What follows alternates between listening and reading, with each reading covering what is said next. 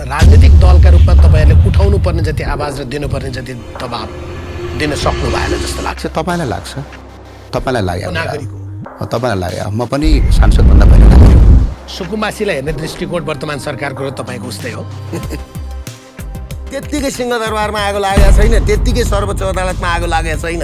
बालनजी, तपाईँको आर्मी नेपाली सेना धोबी खोलाको किनारमा होइन सुकुम्बासीको टोलमा लिपुलेकमा पुग्नुपर्छ भनेर बोल्ने मान्छे चाहिँ म बोल्ने मान्छे। तर तपाईँले जति बोले पनि रेडियो जति खोले पनि भइदियो त के? सुकुम्बासीको बस्तीमा डोजर त गयो, सुकुम्बासीको चिल्लीबिल्ली त भयो, उनीहरूलाई होल्डिङ सेन्टरमा लिएर गएर राखेको छ। प्राकृतिक विपदका कारणले जो मान्छे सुकुम्बासी भएका छन् र जो मान्छे तपाईँको आज टाटपल्टेर सुकुम्बासी भएका छन् उनीहरू पनि त यो देशको नागरिक हो। हाम्रो यति बेलाको असहमति या सरकारसँग माग भनेको उनीहरूलाई पहिला चिल्लीबिल्ली बनाइयो, अब चाहिँ उनीहरूको व्यवस्थापन गर्ने भन्दैछौँ क्या हामी। त्यो चाहिँ बाटो उल्टो भयो कि? बाटो अलिक डिफ्रेन्ट हो। बाल मन्दिर छ त त्यहाँ 129 रोपनी, एउटा बृहस्पति स्कुल छ, एउटा राई स्कुल छ, त्यहाँ त रगै मान्छेले चलाउनुहुन्छ, हटाउनु न पहिला त्यहाँ भनेको मैले। कैलालीको एकजना सांसद हुनुहुन्छ केपी खनाल, उहाँको 3.5 तले घरको विषय आयो, उहाँले त चुनावमा भाषणै गर्नुभएको रहेछ। हेर्नुहोस्, हेर्दै अहिले त सुकुम्बासीकै छोरा सांसद बन्ने गरेर घन्टी लिएर आयो। ऐलानीमा कोही बसेको छैन, म बसेको छु, मेरो घर ऐलानीमा बनेको छ, तपाईँहरू सबलाई पूर्जा दिनु भनेर भाषण गर्नु। अर्को एकजना पोखरातिरको उहाँ त मन्त्री नै हुनुहुन्छ, उहाँले हामीसँग त्यसको अडियो रेकर्ड छ, हामीले सुरक्षित राखेका छौँ, नत्र भने फेरि सामाजिक सञ्जालमा गाली खाइन्छ भन्ने थाहा छ। र उहाँ आफै के भन्नुहुन्छ, मेरो घरको पूर्जा सुर्जा त छैन भाइ, तर यो कुराहरू नभनिदेऊ, तिमीले यो विषय चाहिँ बाहिर धेरै उठाउन जरुरी छैन भन्नुहुन्छ। उहाँ मन्त्री हुनुहुन्छ। नेपालमा 3-4वटा कुरामा राजनीति गरियो जहिले, एउटा सुकुम्बासीको नाममा, एउटा स्वास्थ्यको नाममा, एउटा शिक्षाको नाममा। तर मैले भन्दैछु त, गाउँ गाउँमा बाटा पुगे, बाटामा हिँड्ने मान्छे चाहिँ साउदी र कतार पुगे। सबैभन्दा ठुलो दुःखको कुरा यो। तर अहिले पनि भनिरहनु भएको छ, अहिले स्थानीय पालिकालाई दिएको हो त्यो अधिकार भन्नुहुन्छ, नगरपालिकाले भत्कायो भनेर उता दोष लाउनुहुन्छ। चिठी गएको छ गृह मन्त्रालयबाट, गृह मन्त्रालय प्रधानमन्त्रीको उसमा छ। प्रधानमन्त्री को छ भन्दाखेरि उहाँको पार्टीको वरिष्ठ नेता छ, हो कि होइन? यहाँ यो कुरा यसरी कन्फ्लिक्ट बनाएर मान्छे भुल्याउने काम गर्नु, मान्छे भुल्याउनु त उहाँहरूमा आए। पूर्जा नहुने ऐलानी भने त उनीहरूले पाउने हो, यो सुकुम्बासी बसेको जस्तो कुरा हो भनेर फेरि उल्टो आक्रमण भइरहेको हुन्छ। यो कानुनले चाहिँ के भन्छ माननीयज्यू? यो अब यो चाहिँ फरक भाष्य कसैले पनि निर्माण गर्न पाउँदैन। त्यसो भए त केपी खनालको घरमा पनि डोजर जानुपर्छ होला होइन, अर्थात् गणेश पौडेलको घरमा पनि जानुपर्छ, मैले नामै खोल्नु पर्छ, त्यसमा दुई मत छैन।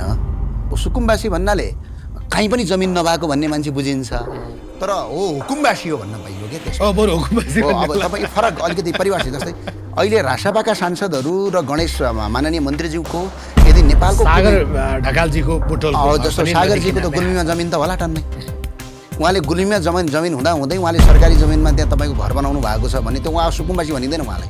अब जस्तो केपी खनालजीको पनि उहाँको पनि त अछाममा जमिन होला नि त, अछाममा उहाँको जमिन छ भने उहाँको तल जहाँ सुकुम्बासी बस्ती अर्थात् सुकुम्बासी भन्दा पनि के भने ऐलानी जमिनमा उहाँले घर बनाउनु भएको छ भने अब उहाँ त सुकुम्बासी भन्न मिलेन नि त, उहाँलाई त हुकुम्बासी भन्न। अहिले यो नयाँ सरकार आउँदा पनि सिंहदरबार सर्वोच्च अदालत जम्मै विध्वंस आगो लगाएर आयो। बालनकै नेतृत्वमा भएको यहाँ कसैले होइन भन्छन्, म भन्छु आधी पैसा 3 खर्ब पैसा आउनु पर्नेमा 1.5 खर्ब मात्रै क्यास आउँछ, 1.5 खर्बको सुन आउँछ। त्यो सुन कहाँ जान्छ भन्दाखेरि डिप स्टेटले कहाँ लान्छ सुन भन्दाखेरि भाया नेपाल, एयरपोर्ट अनि इन्डिया। त्यसले गर्दाखेरि हाम्रो सुत्केरी जिउ लिएर गएको चेलीबेटीहरूले पठाएको पैसा पनि डिप स्टेटले खान्छ।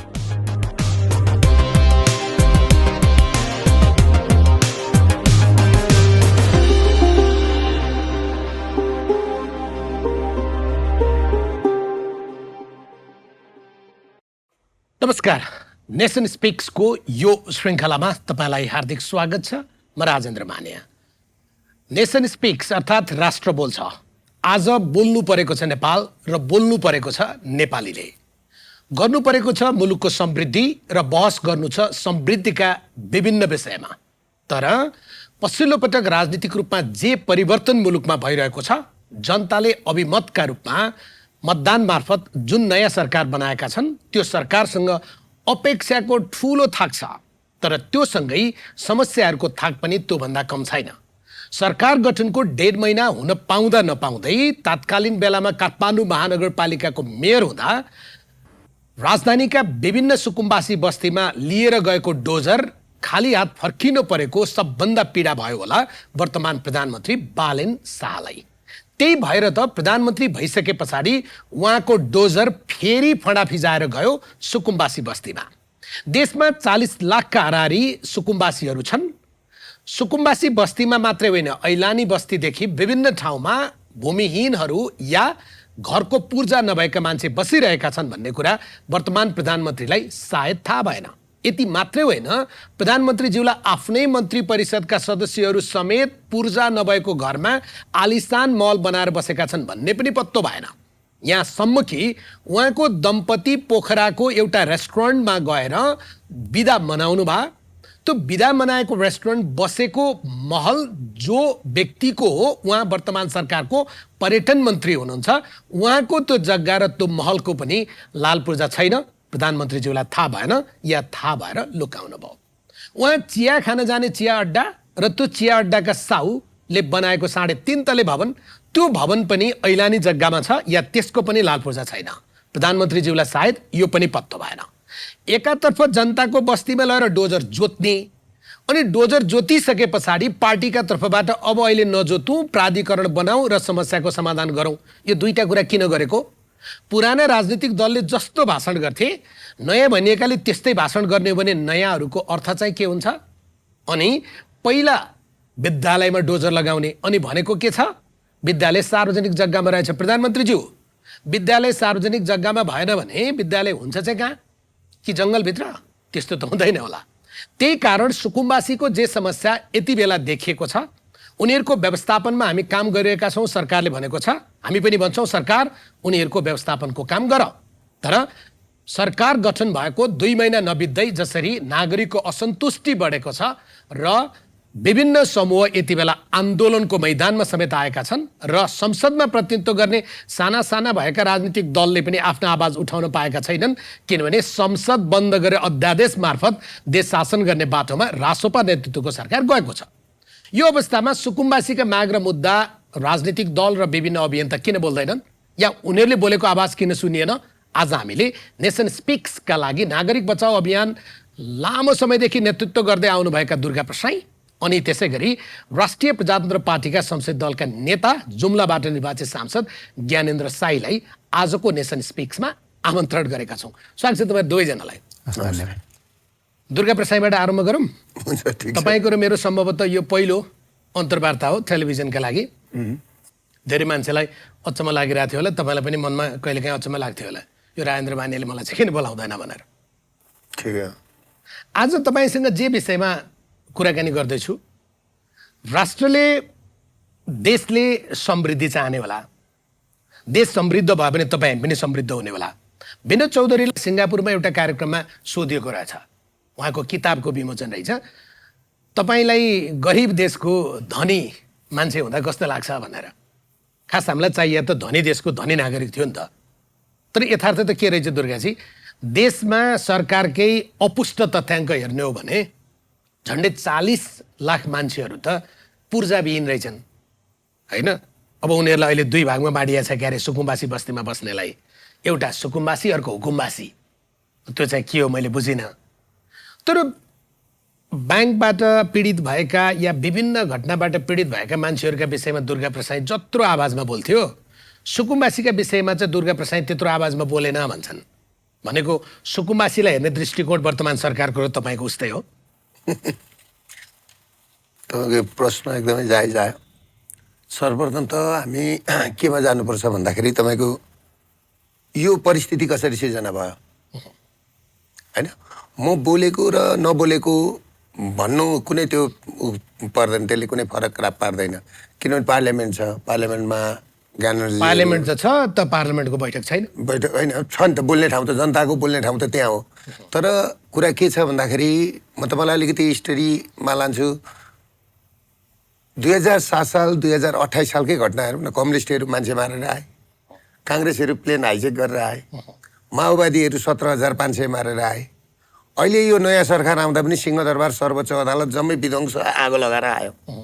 बालनकै नेतृत्वमा भएको, यहाँ कसैले होइन भन्छन्, म भन्छु किनभने प्रमाणसहित भोलि दिनु पऱ्यो भने म दिन्छु, किनभने मैले पहिलोचोटि गरेको थियो।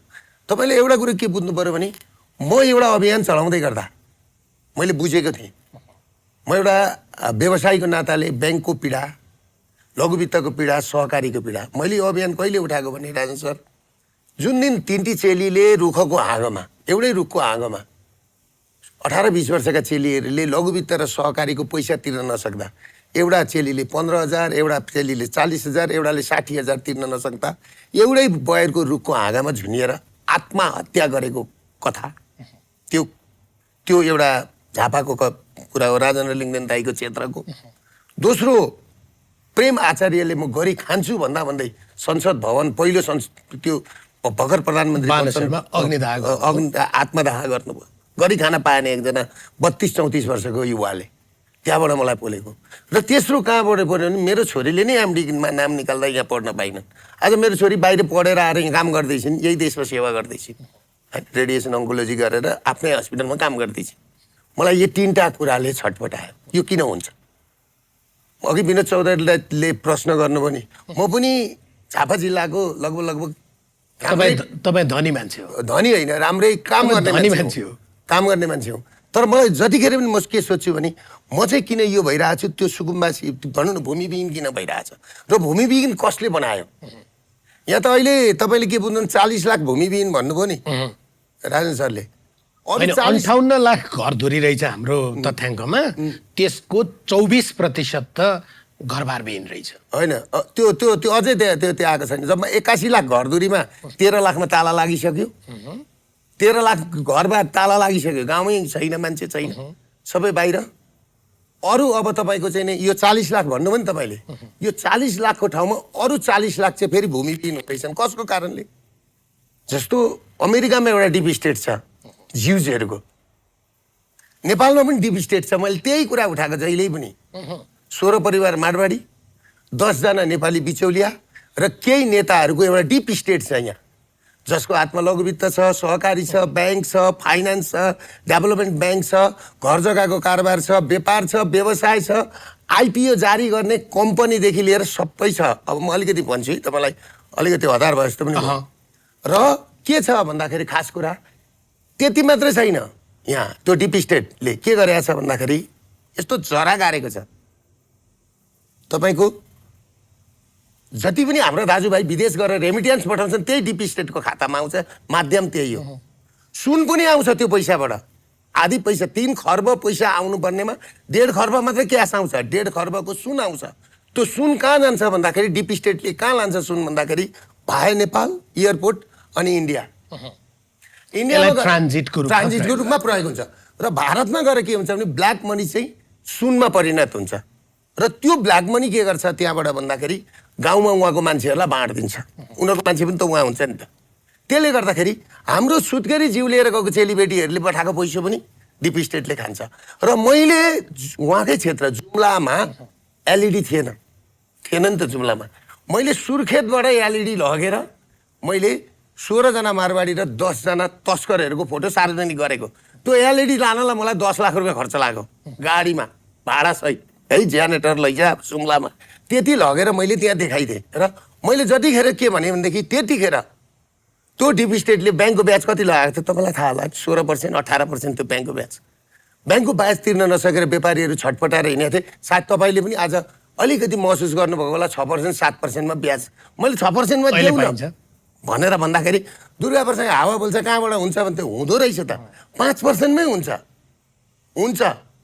म के कुरा गर्दैछु भन्दाखेरि प्र्याक्टिकल्ली कुरा गर्दैछु तपाईँलाई। तर यो जम्मै कथा नि दुर्गाजी पक्नुहोस् न, यो जम्मै कथा चाहिँ तपाईँ किन काम गरिरहनु भएको थियो? तपाईँ एलइडी 10 लाख रुपियाँ बोकेर जुम्ला किन पुगिरहनु भएको थियो भने तपाईँ पनि ब्याङ्कको लोन लिइरहनु भएको थियो, तपाईँलाई पनि ब्याजले पीडा भइरहेको थियो, तपाईँको बिएमसी मेडिकल कलेजले अनुमति पाएको थिएन, त्यो सबै गरिरहनु भएको थियो। यो सुकुम्बासीको कुरामा तपाईँ धेरै किन बोल्नु परेन भने आउँदैछु तपाईँको कुरामा आउँदैछु। सबैभन्दा बढी सुकुम्बासीको कुरामा दुर्गाप्रसाद बोल्यो, ज्ञानेन्द्रजीहरू पनि बोल्नु भएको थिएन, उहाँहरू त चुनावमा लाग्नुभयो। म चुनावमा नजानुहोस् है भनेर होटल ह्याभरेजमा मैले नि 60 दल चुनावमा नजाने दल र मैले के भनेको छु भने यो सबै प्रपञ्च बालेन ल्याउने हो। बालेन आएको 15 दिनदेखि 20 दिनमा हेर्नुहोस्, त्यो मेरो खोजेर हेर्नुलाई मैले कालो भेस्ट लगाएको छ, रातो ज्याकेट लगाएर मैले बोलेको छु। सबैभन्दा बढी बिजोक सुकुम्बासी र गरिब र फुटपाथमा बस्ने व्यापारीको हुन्छ र यहाँका व्यापारीहरूको हुन्छ। यो कुरा बुझ्नुहोस्, यो चान्चुने मिसनले आएको सरकार होइन, किनभने त्यत्तिकै सिंहदरबारमा आगो लागेको छैन, त्यत्तिकै सर्वोच्च अदालतमा आगो लागेको छैन भन्ने मान्छे म। र मैले आजभन्दा 4 दिन अगाडि एयरपोर्टमा आउने बित्तिकै मैले के भनेको छु, बालनजी तपाईँको आर्मी नेपाली सेना धोबी खोलाको किनारमा होइन सुकुम्बासीको टोलमा लिपुलेकमा पुग्नुपर्छ भनेर बोल्ने मान्छे चाहिँ म बोल्ने मान्छे। तर तपाईँले जति बोले पनि रेडियो जति खोले पनि भइदियो त के? सुकुम्बासीको बस्तीमा डोजर त गयो, सुकुम्बासीको चिल्लीबिल्ली त भयो, उनीहरूलाई होल्डिङ सेन्टरमा लिएर गएर राखेको छ। त्यति मात्रै होइन, म त मलाई अर्को कुरा भन्छु, 26 जना सुत्केरीहरू थिए अरे, मैले 10 दुईजनाले त आत्महत्या गरे होइन, 2 जनाले आत्महत्या गरे, त्यो कुरो पनि उठाइयो। 26 जना यो सुत्केरी थिए अरे, नवजात शिशु। तिनीहरूलाई चाहिँ सामान 10-10 हजारको सामान, अब धेरै त होइन, 10-10 हजारको ल्याक्टो सेक्टो यो त्यो पुर्याउँ भनेर गएको, एक ठाउँमा 4 जना पत्ता लाग्यो। भोलिपल्ट जाँदा मान्छे पुर्याउने जाँदा मान्छे छैन, त्यहाँबाट सारिसक्यो। त्यहाँ मान्छे बोल्न बिरालोले बच्चा सार्यो, बिचराले बच्चा सारे जस्तो उनीहरूले सारिसके त्यहाँ मान्छेहरू। र के गरेको छ भन्दा मैले एउटा कुरा भनिहाल्छु तपाईँलाई, फाँसीवाद भनेको खरीको बोटमा झुन्ड्या होइन, हिजो राणाहरूले त्यसलाई फाँसीवाद भनियो, गोली हानेर मारियो त्यसलाई फाँसीवाद भन्थ्यो। तर आज यस्तो फाँसीवाद आयो सोसियल मिडिया र एल्गोरिदम कब्जा गरेर, उहाँहरूले यस्तो बनाएको छ। अहिले सायद तपाईँ र मैले गफ गर्दा गर्दै यो कुरो बाहिर गयो भने तपाईँलाई पनि आमा चकारी गाली, मलाई पनि आमा चकारी गाली, ज्ञानेन्द्रजीलाई पनि आमा चकारी गाली छ। त्यसमा के चिन्ता भयो र? दिनमा 10,000 आएकै छ। र यो सोसियल मिडिया कब्जा गरेर, जुन एल्गोरिदम कब्जा गरेर जुन फाँसीवाद चलाएको छ यो सरकारले, यो कहिलेसम्म जाने भन्ने कुरा हो। र मैले त भने सरकार आफ्नो काम गरिरहला भने, सरकार आफ्नो काम गरिरहला क्या हो। त्यति बेलै चाहिने हो अभियन्ता, सजिलो भयो बेलामा अभियन्ता चाहिँदैन। होइन, हामी त बोलिरहेको छौँ, तपाईँलाई ताली बजाउनलाई अभियन्ता चाहिने हो र? होइन, किन म बोलेको छुइनँ? म त एयरपोर्टबाट आउने बित्तिकै गरेँ, त्यस पछाडि भोलिपल्ट भयो मैले एउटा स्टाटस हालेको 10 मिनटमा मलाई बालनजीको सचिवालयबाट फोन आयो, यसरी नपेल्नुहोस् भनेर। त्यस पछाडि उहाँले 10 मिनटमा फेरि सुकुम्बासीको हामी व्यवस्था गर्दैछौँ, कसैको भकामा नलाग्नुहोस् भनेर स्टाटस हाल्नु भएको छ भनेपछि हामीले गरेको कुराले पनि उहाँलाई प्रेसर त परेको होला। एकछिन तपाईँलाई रोक्छु, ज्ञानेन्द्रजी कहाँ जान्छु। अब दल त यो पटकको चुनावले मरिच चाउरे जस्तो चाउरिहाल्यो, तपाईँको मात्रै चाउरिया होइन, अधिकांश दल चाउरिए होइन। तपाईँले प्रत्यक्षतर्फ जुम्लाबाट यो पटक पनि नजितिएको भए दल सम्भवतः राष्ट्रिय दल पनि हुँदैन थियो राप्रपा, तथापि जोगाउनु भयो के अरे बिउ। र तपाईँहरूले संसदबाट बोल्ने, हामीले टेलिभिजनबाट बोल्ने होला, उहाँहरूले अभियानबाट बोल्ने होला, नागरिकले सडकबाट बोल्ने होला होइन। अब कति त सामाजिक सञ्जालमा मात्रै बोल्छन्। संसद बोलाउनका लागि सबै विपक्षी दलहरू एक ठाउँमा हुने र संसद मार्फत यी सुकुम्बासीका कुरालाई सरकारसम्म पुर्याउने, यो गर्न किन नसकेको? होइन, संसद त अब बोलाउन सुरु भइसक्यो त, 28 गते संसद। त्यो त बजेट अधिवेशन हो होइन, र सरकारले बोलाएको, तपाईँहरूको दबाब त त्यहाँ देखिएन। यसो हुन्छ, कसो हुन्छ भने सरकारले चाहिँ संसद पहिला 17 गते बोलाउने भनेको थियो, 17 गते नबोलाइसक्यो। राष्ट्रपति मार्फत बोलाउने भनियो, पछि फेरि सरकारलाई स्थगन गर्न पर्यो। 17 गते संसद बोलाउने भनिसकेपछि त्यहाँभन्दा पछाडि अब फेरि संसद नबोलाउने भनेर उहाँहरूले नै त्यसलाई स्थगितका रूपमा लिनुभयो।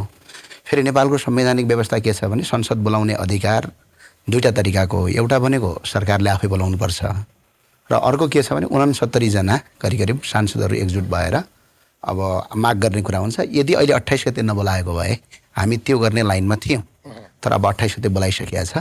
त्यही भएर अब संसद उठिसकेपछि बजेट अधिवेशनमा अरू विषयमा छलफल गर्न पाइँदैन भन्ने होइन। तर अब संसद बोलाउँदै गर्दा त सुकुम्बासीहरूको बेचल्लीको जुन अवस्था छ, फेरि यसरी पनि हामी निरपेक्ष कुरा नगरौँ, त्यो सबै जसको घर भत्काइयो, जसलाई बस्तीबाट उठाइयो, त्यो सबै घरबार बिन थिए, ती सबै सुकुम्बासी थिए पनि हामीले भनेको छैन होइन। फेरि यी पनि थिए, यो नौतले पनि थियो, त्यो पनि आउला होइन। त्यस कारणले सरकारले नागरिकको व्यवस्थापन गर्ने जिम्मेवारी बोकोस् भन्ने त छँदैछ। तर संसदबाट र राजनीतिक दलका रूपमा तपाईँहरूले उठाउनु पर्ने जति आवाज र दिनुपर्ने जति दबाब दिन सक्नु भएन जस्तो लाग्छ। तपाईँलाई लाग्छ? तपाईँलाई लाग्यो? नागरिक हो, तपाईँलाई लाग्यो। म पनि सांसदभन्दा पहिला नागरिक हो। त्यो तपाईँलाई लाग्यो विषयवस्तु हो, यो मलाई लाग्यो विषयवस्तु होइन, र आम सर्वसाधारण लाग्यो। हामीले आफ्नो जहाँ जुन प्लेटफर्मबाट उठाउनु पर्थ्यो त्यो प्लेटफर्म हामीले प्रयोग गरेका छौँ। यदि पार्लियामेन्ट भइदिएको भए हामी पार्लियामेन्टबाट त्यो प्लेटफर्मलाई प्रयोग गर्थ्यौँ।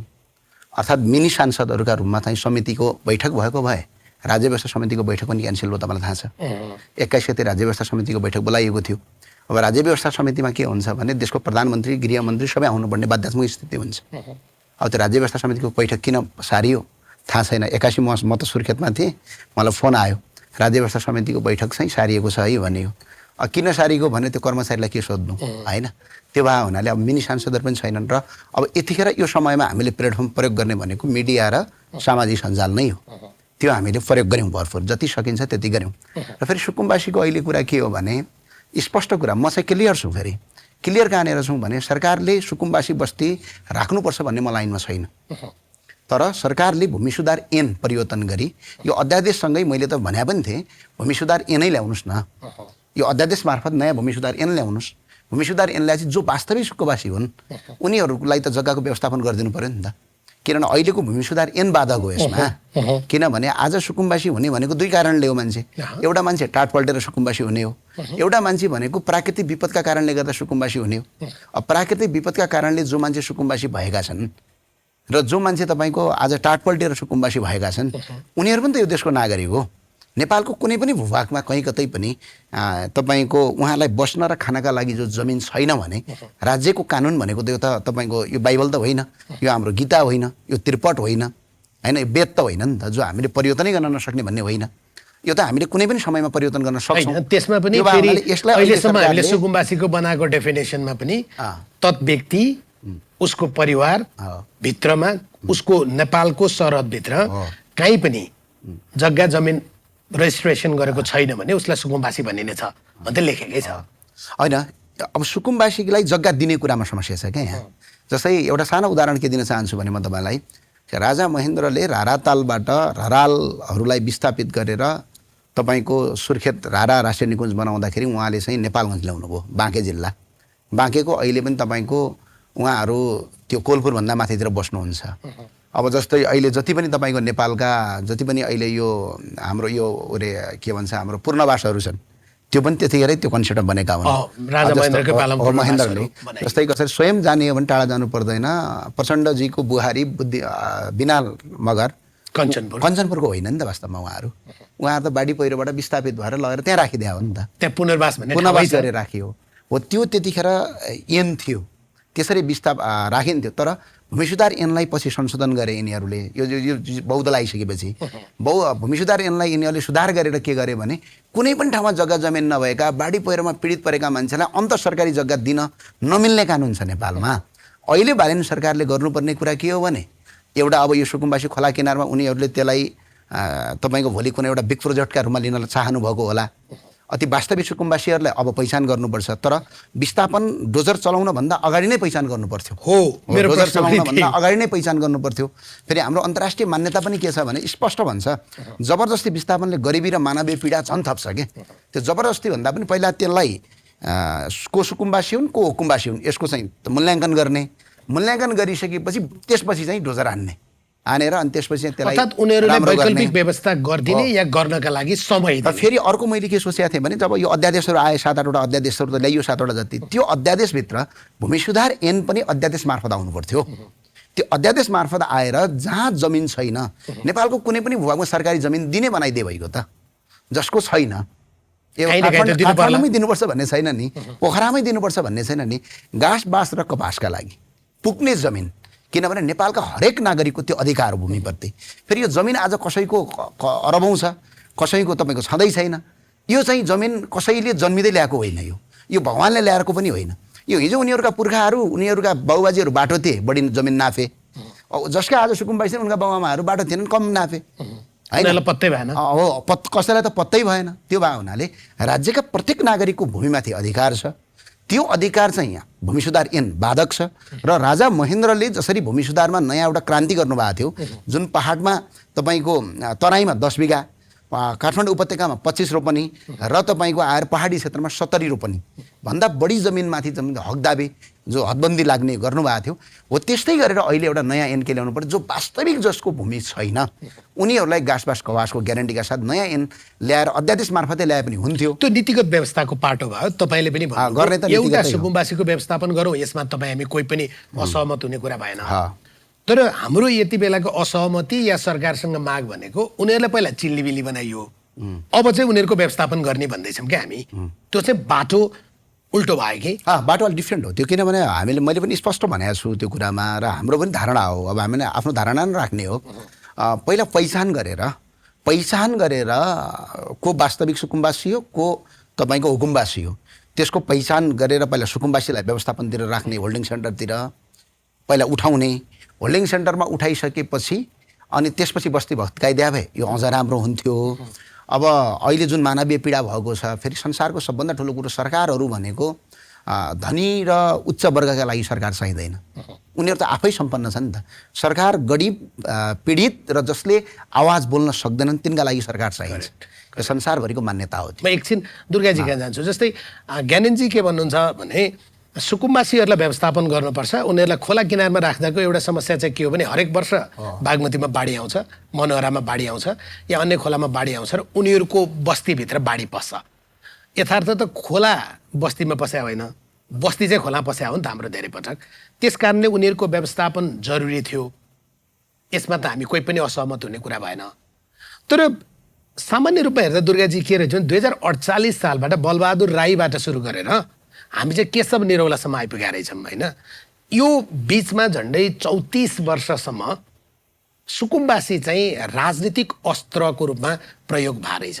यसलाई चाहिँ स्वीकार्नुहुन्छ? अनि यसलाई त म स्वीकार्छु। नेपालमा अब मैले भन्दा पर्ने तपाईँलाई, नेपालमा 3-4वटा कुरामा राजनीति गरियो जहिले। एउटा सुकुम्बासीको नाममा, एउटा स्वास्थ्यको नाममा, एउटा शिक्षाको नाममा। र सुकुम्बासी पनि कहिल्यै यो समस्या हल हुँदैन। किन हल हुँदैन भने चाकै छैन नि। यस्तो हल भइरहेको छ, तर त्यो टाट पल्टिरहेको छ। अघि भन्नुभयो नि मान्छे त नयाँ आइरहन्छ, मान्छे नयाँ आइरहेको छ। किनभने व्यापार व्यवसाय देशको राजनीतिक राम्रो छैन। यहाँ लगानी गरे मान्छे सबै डुब्दैछन्। मैले अघि भने नि सबै कमाएर त डिप स्टेटलाई दिने हो, 16 परिवारलाई।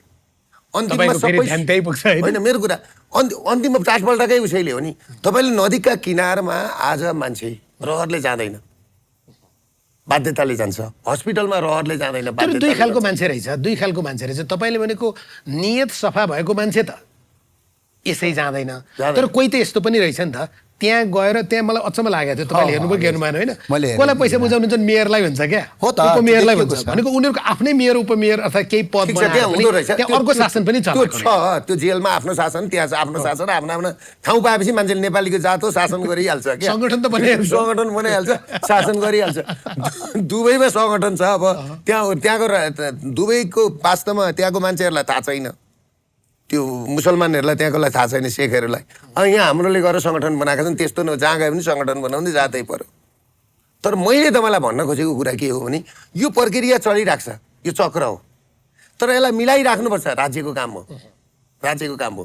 तर अहिले सबैजनाको कुरो, तपाईँको हाम्रो सबैजनाको मत चाहिँ एउटै मत के छ भन्दाखेरि तिमीले पहिला पहिचान गर्नुपर्थ्यो अनि भत्काउनु पर्थ्यो। यहाँ के कुरा आइरहेछ भने कति अप्ठ्यारो छ भने नि, यहाँ कुरा भन्नुपर्दाखेरि अब गाउँमा मान्छे छैनन्। विकास नभएको होइन, फेरि यो विकास नभएको होइन, गाउँमा बाटा पुगेका छन्। विकास भनेको 3-4वटा कुरा। जस्तै म उहाँको जुम्ला पनि गएको छु, अर्थात् यो चुनावमा म देशका 45वटा जिल्ला गएँ होइन। सडक अधिकांश ठाउँमा पुगेको छ, घरमा टोयलेट अधिकांशको छ, बिजुली सबै जसोकोमा छ, सञ्चार सुविधा त छँदैछ, गाउँ गाउँमा स्कुलको भवन यति ठुलो छ, बरु विद्यार्थी छैन। सामान्य रूपमा भौतिक विकास जे जेलाई हामी भन्छौँ त्यो चिज त छ, नेपालको त्यो अनुसार छ। तर मैले भन्दैछु त, गाउँ गाउँमा बाटा पुगे, बाटामा हिँड्ने मान्छे चाहिँ साउदी र कतार पुगे। सबैभन्दा ठुलो दुःखको कुरा यो। तर त्यत्रो गरेर विदेशबाट पठाएको पैसा पनि, त्यो पठाउँदा पनि मान्छे चाहिँ सुकुम्बासी नै भए हो। मेन भनेको जड भनेको त्यहाँ जानु पर्यो। मान्छेको इन्टेन्सन चाहिँ समस्या छ कि छैन, नियत चाहिँ समस्या हो कि होइन? होइन, कतिपल चाहिँ पय मान्छेको नियतमा पनि हुन्छ, तर सबैको नियतमा हुँदैन। जस्तो यहाँ अहिले हाम्रो कस्तो आयो भने होला 50% हुकुमबासी भन्छ नि, जुन अन्त पनि भएर यहाँ पनि भएको। त्यो अघि भाडा लाउने पनि हुकुमबासी हो, भाडा लाउने मेयर पनि हुकुमबासी हो। तर एक्चुअली सुकुम्बासी पनि छन् नि त, ती आमाहरू रुँदै थिए नि त। हो, त्यही त हो नि, हामीले वर्गीकरण गर्नुपर्छ। तर ती आमाहरू पनि नि आज छोरो बाहिर गयो, छोरीले बुहारीले हेरिनन्, अनि कहाँ आएर बसेका छन् भने कि आश्रममा कि त्यहाँ आएर बसेका छन्। हो, छ नि त, उसको त कोही छैन। तर ती आमाहरूलाई भत्काउनुभन्दा पहिला के गर्नु पर्थ्यो? छाड्नु पर्थ्यो। यत्रो राज्यको संयन्त्र थियो होइन। त्यसले गर्दाखेरि तपाईँलाई मैले भन्न खोजेको कुरा के छ भन्दाखेरि पहिला यो कुरालाई क्लियर गरेर गर्नु पर्थ्यो। अब यसले अहिले आएर कस्तो भयावह स्थिति भयो भने काठमाडौँको त जम्मै उकाइयो। अब फेरि अर्को कुरा के छ भन्दाखेरि उहाँहरूको पार्टी अध्यक्ष के भन्नुहुन्छ, दलका अझै पनि नगरपालिकाहरू त दलकै कब्जामा छ नि, नगरपालिकालाई जिम्मा लाउनुहुन्छ। तर अहिले पनि भनिरहनु भएको छ अहिले अहिले स्थानीय पालिकालाई दिएको हो त्यो अधिकार। अधिकार भन्नुहुन्छ, नगरपालिकाले भत्कायो भनेर उता दोष लाउनुहुन्छ। चिठी गएको छ गृह मन्त्रालयबाट, गृह मन्त्रालय प्रधानमन्त्रीको उसमा छ। प्रधानमन्त्री को छ भन्दाखेरि उहाँको पार्टीको वरिष्ठ नेता छ, हो कि होइन? यहाँ यो कुरा यसरी कन्फ्लिक्ट बनाएर मान्छे भुल्याउने काम गर्नु, मान्छे भुल्याउन त उहाँहरू मायर, मान्छे भुल्याउन त होइन।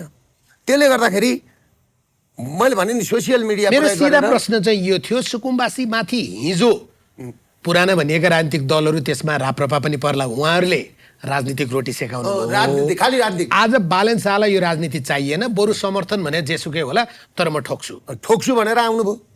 उहाँलाई भोलि रौँला नरौँला भन्नेसँग पनि मतलब भएन, किनभने उहाँ राजनीतिक मान्छे होइन नि त। हिजो तपाईँको चाहिँ म मेयर हुन्छु भनेर आएको मान्छे होइन नि त, किनभने मेयर हुन्छु भनेर आएको मान्छे होइन, बनाइएको मान्छे हो। जस्तो उहाँ अहिले के हुन्छ भने म एउटा राजनीति गर्छु भनेर आउनुभएको छ, उहाँले राजनीति बुझ्नु भएको छ, उहाँले त्यो गरिहाल्नु हुँदैन, उहाँलाई त्योसँग मतलब छैन। अब प्रधानमन्त्री पनि बनाइदिइहालेकोमा भइदिइहाल्नु भयो, त्यो मौका भयो। जनताले भोट हालेको, तपाईँको झापा 5 को जनताले भोट हालेको हो, त्यो त मौका भयो। यो कस्तो नि संजोग क्या, सिंहदरबार जस्तो ठाउँमा आगो लाग्यो। अब यो कसैले कल्पना गर्न सक्छ? सोचेको थियो हामीले। होइन, मेरो सिधा प्रश्न चाहिँ तपाईँको अभियानमा त्यत्रो धेरै मान्छेहरू आउँछन् नि, ती मान्छेहरू तपाईँ चाहिँ कति जति ल्याउनुहुन्थ्यो सुकुम्बासी बस्तीबाट? म एकजना पनि ल्याउने थिइनँ। मैले भने त अस्ति, मैले के भने नि तपाईँ चाहिँ बाबैको पार्टीमा हुँदा चाहिँ केन्द्रीय सदस्य नै हुनुहुन्थ्यो, त्यसरी सुकुम्बासीका मान्छे आउँछन् भन्ने कुरो पनि थाहा थिएन। तर अहिले त्यसै भन्छन्, काठमाडौँमा आन्दोलन गर्न पर्दा, मोटरसाइकल र्याली गर्न पर्दा, हुल उज्जत गर्न पर्दा उहाँहरूलाई दुरुपयोग होइन। त्यो बाबैका मान्छे थिए, एकछिनलाई एमालेका मान्छे थिए, काङ्ग्रेसका मान्छे थिए पनि सबैभन्दा बढी यसपालि राजसभालाई भोट हालेको सुकुम्बासीहरूले हो। सुकुम्बासीहरूले हो, सबैभन्दा पहिलो भेट्टे आए सुकुम्बासीले, चुपचाप घन्टी छाप। अहिले सबै गाउँतिर के भन्छन् भने चुपचाप घन्टी छाप। फेरि त्यति हुँदा पनि विज्ञापनै भइरहेछ उसको। फेरि यहाँ त अरू पार्टी त हराइस, त्यो निःशुल्क विज्ञापन हो, निःशुल्क विज्ञापन भयो क्या। अस्ति घन्टी बजाएर भयो, त्यसले गर्दाखेरि अहिले त घन्टी बजिरहेछ सबैको, होइन? त्यसले गर्दाखेरि मैले तपाईँलाई के भन्न खोजेँ भने अब अहिले उहाँहरूको भनाइ कस्तो छ भने नि, कस्तो खालको अफवाह लगाएको छ भने सुकुम्बासीमा पक्की घर भन्छ। ए बाबा मकै बेचेर बनाए होलान्, इँटा बोकेर बनायो होला, मजदुरी गरेर बनायो होला, एउटा गरिबले पक्काको छानो हाल्न नहुने। तर उसलाई त्यो बागमती किनारमै नर्विक अस्पतालकै आडमा किन चाहियो त? होइन, म तपाईँलाई लान्छु, संसारको सबैभन्दा ठुलो प्रश्न सुकुम्बासी बस्ती भनेको बम्बईमा छ। Yes. 27 लाख पपुलेसन भएको धेरावी भन्ने ठाउँमा, धेरावी कि कुन भन्ने ठाउँमा, थारावी भन्ने ठाउँमा। तपाईँलाई एउटा कुरो के छ भने मोदी सरकारले त्यहाँ चाहेको भए हटाउन सक्थ्यो नि, तर चाहेन नि।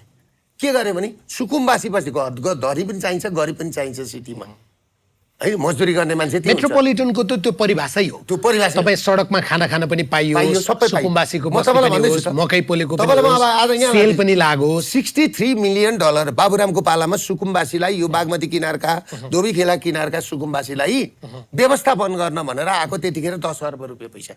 तर त्यो पैसाले के गरियो भने यो माथि लगेर डाँडामा 7x6 का कोठा, मान्छे सुत्दाखेरि नआँट्ने कोठा बनाएर 233 परिवार बस्न मिल्ने गरी त्यतिबेला बनाइयो। 10 अर्ब रुपियाँ पैसा त्यतिखेर बाबुरामको पालामा $63 मिलियन आयो। तर त्यतिखेर यसो बनाउनको खर्च चाहिँ हामीले हेर्दाखेरिमा 12 करोड खर्च 12 करोड खर्च भयो। अरू पैसा कहाँ गयो त? त्यो त सुकुम्बासीहरूलाई त्यहीँ राख, त्यहाँ स्कुल बनाइदेऊ, व्यवस्थापन, बरु बाटो बनाइदेऊ, टिनको छाना हालिदेऊ, राम्रो बनाइदेऊ, व्यवस्थापन, पानी पस्छ भने बरु ड्याम कस्देऊ। त्यहाँ अरू पनि त उपाय थियो नि त, त्यही नि त, ड्याम कस्देऊ भनेको उनीहरूलाई त्यहीँ राख्ने भन्नुभएको होइन, त्यहीँ राखेन, व्यवस्थापनको लागि आएको थियो नि त।